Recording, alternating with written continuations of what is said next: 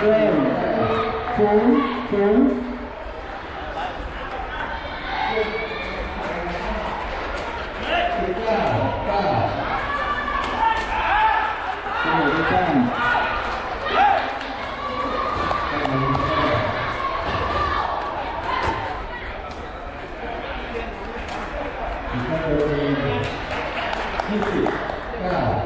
ศูนย์หนึ่ง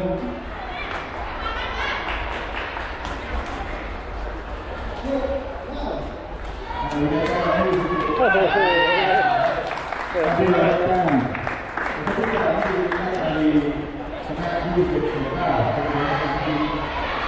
ละอเมริกาชนะ2-1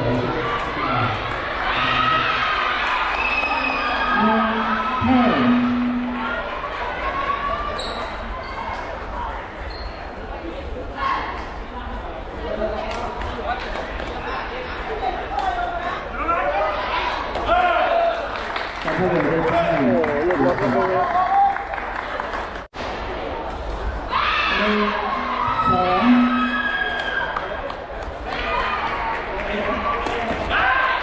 การให้เหลือด้วยแต้ม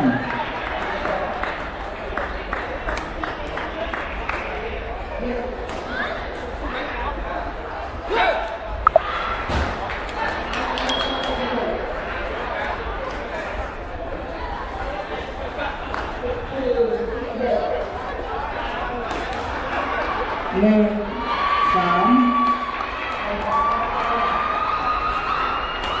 แล้วอย่าขึ้นลงทุน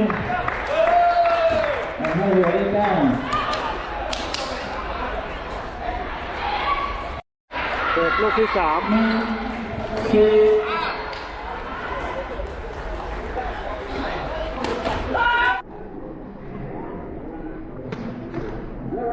ลูกนี้เป็นคะแนนครับ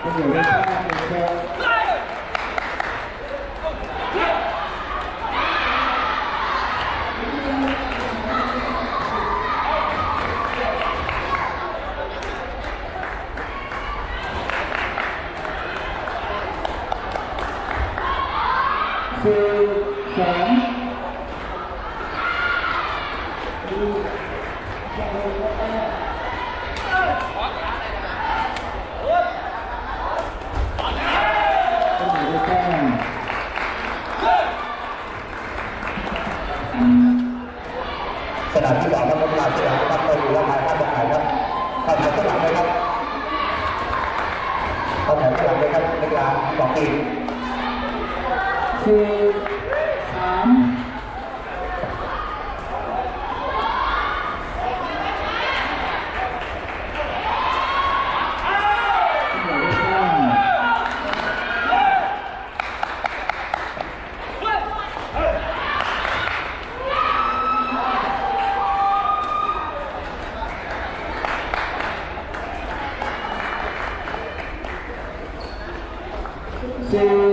า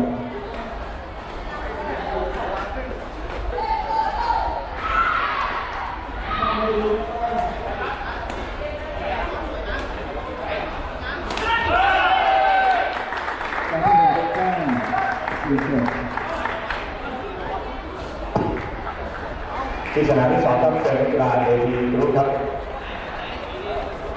ประธานเวลาครับหัวหน้าทีมก็ต้องการด้วยครับ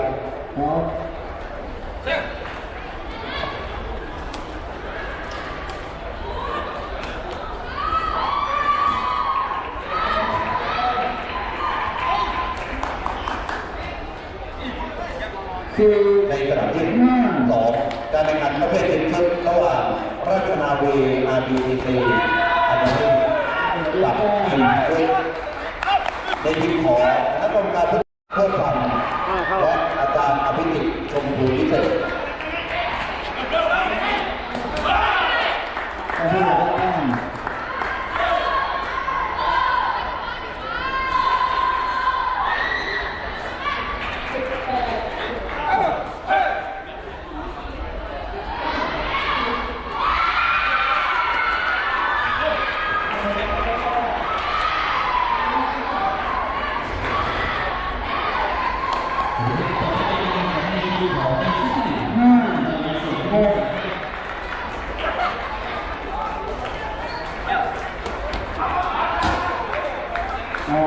หหลบเร็วดีครับเร็วดี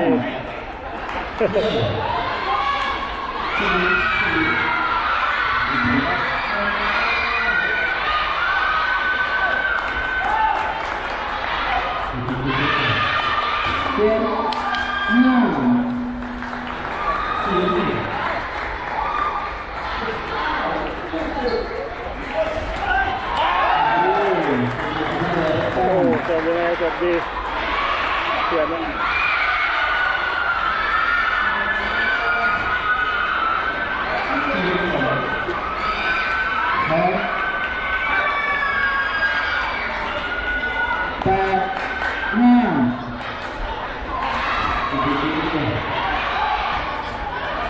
หน้าตาไม่เล่นไม่น่าเล่นตะกร้อเก่งครับแบ็คฝั่งโน้น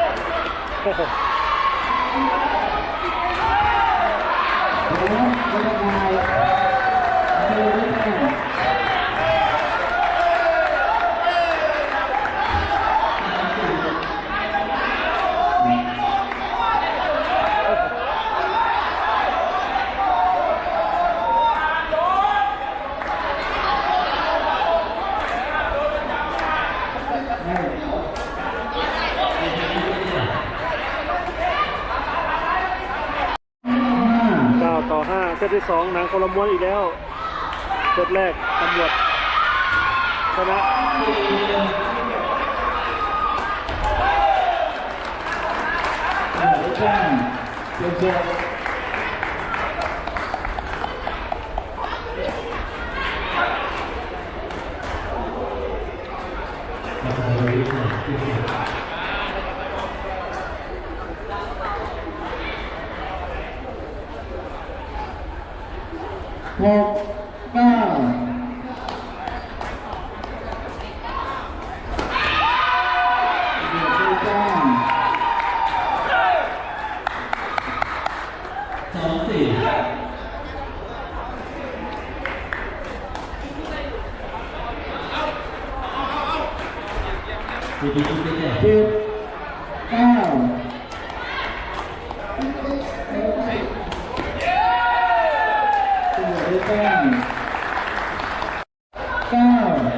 8-9ไล่เข้ามาแล้วครับตอนนี้ตำรวจ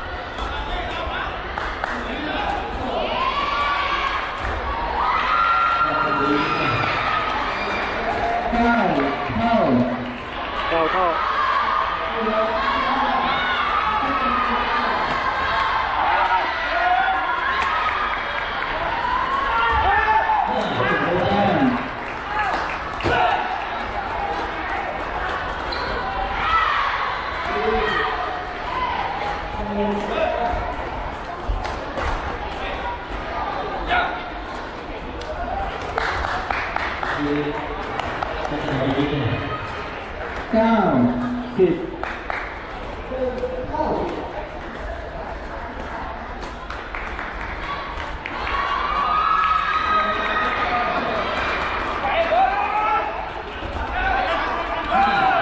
โอ้โหแน่นอน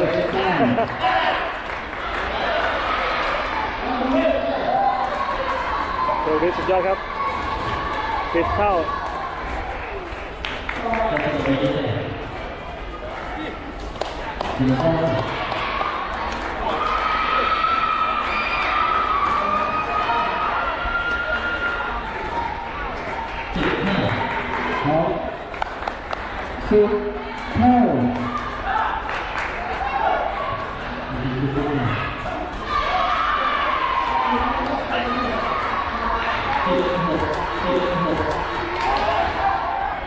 เตะขึ้นไม่ต้อง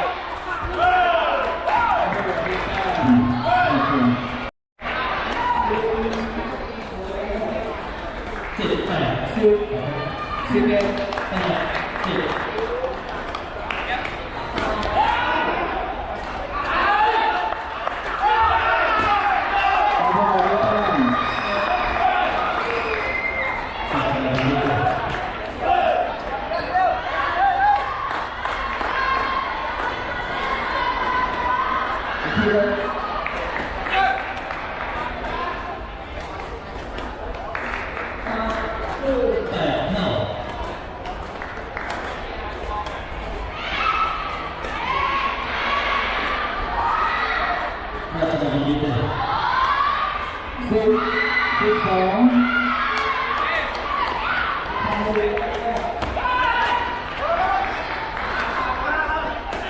้โห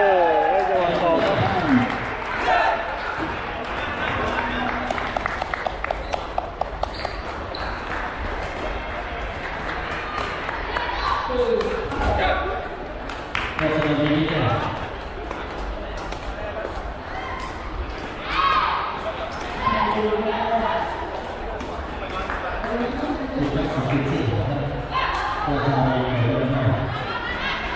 11-12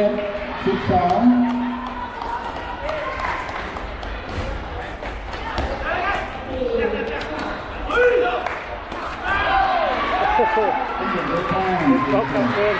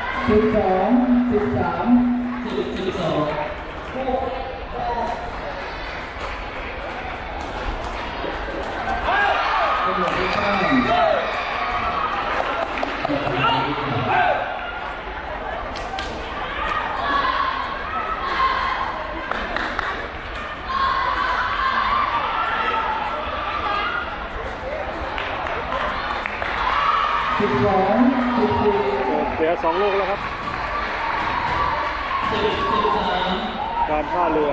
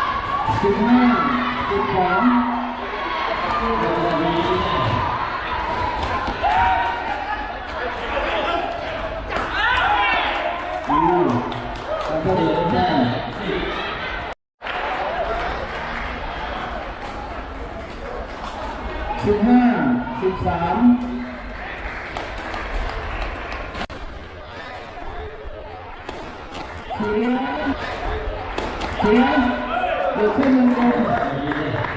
นให้เหลือได้แต้ม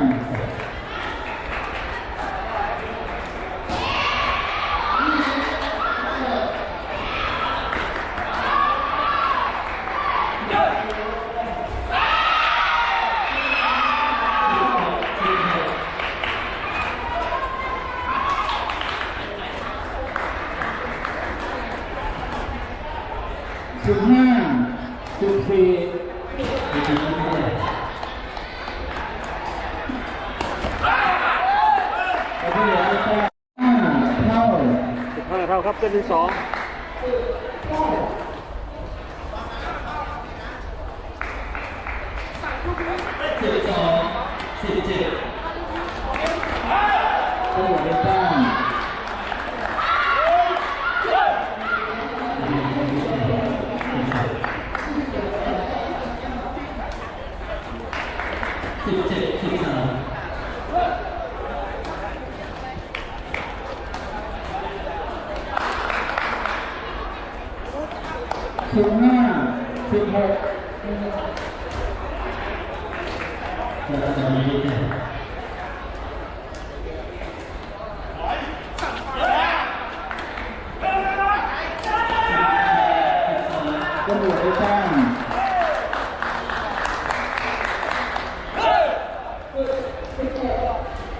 ต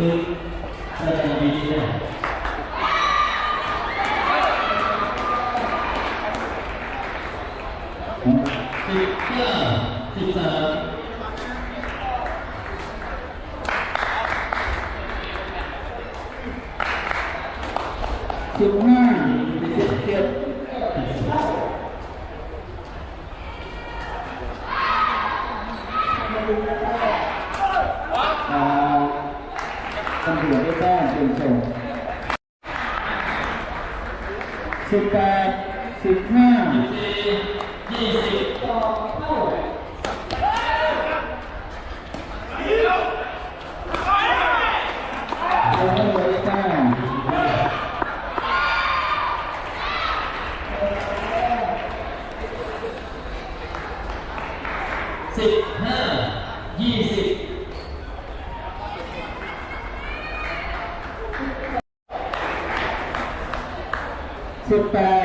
15ผลการแข่งขันในเซตที่1ราชนาวีชนะไปได้21-15นักกีฬาการประเดิมแต้ม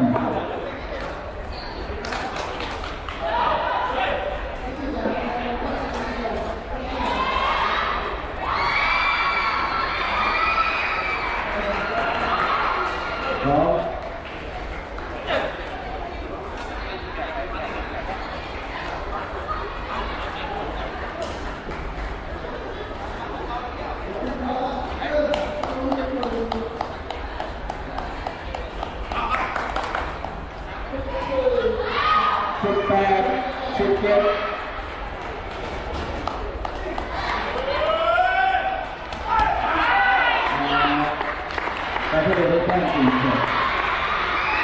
เท่า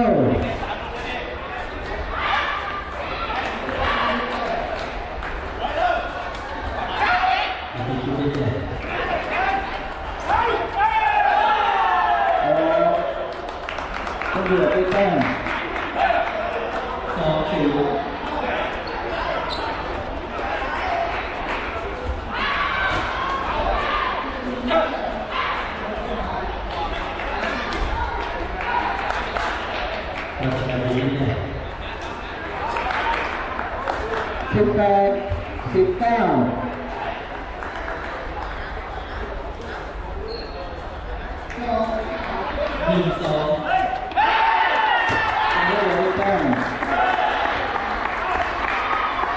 19ครับตอนนี้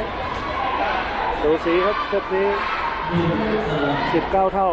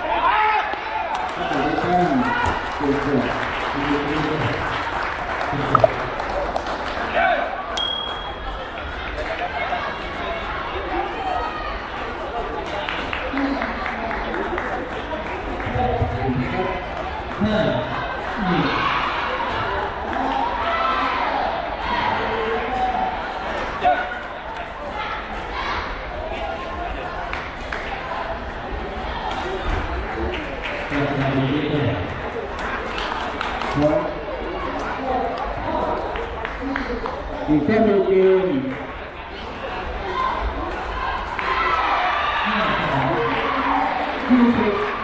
19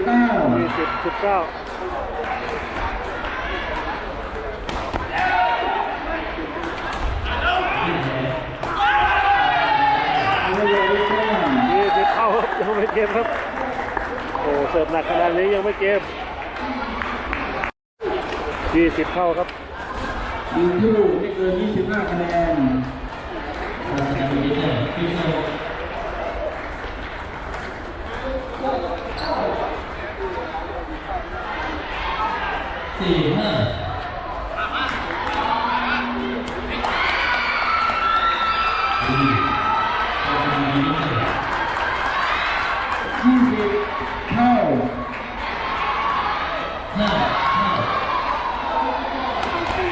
โอ้โหมาตอนจบครับ อย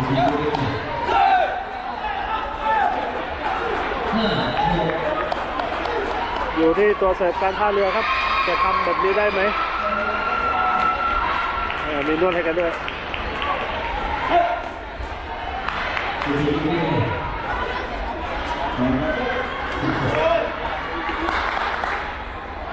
21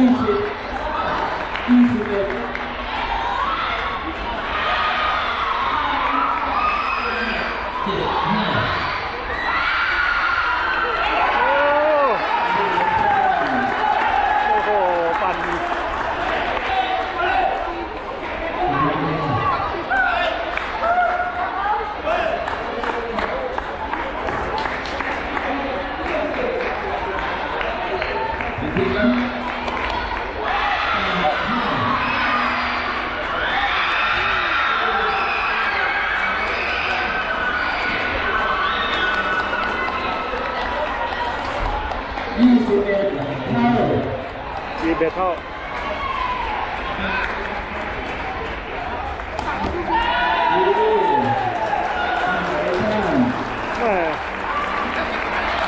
ดีบางอย่างครับ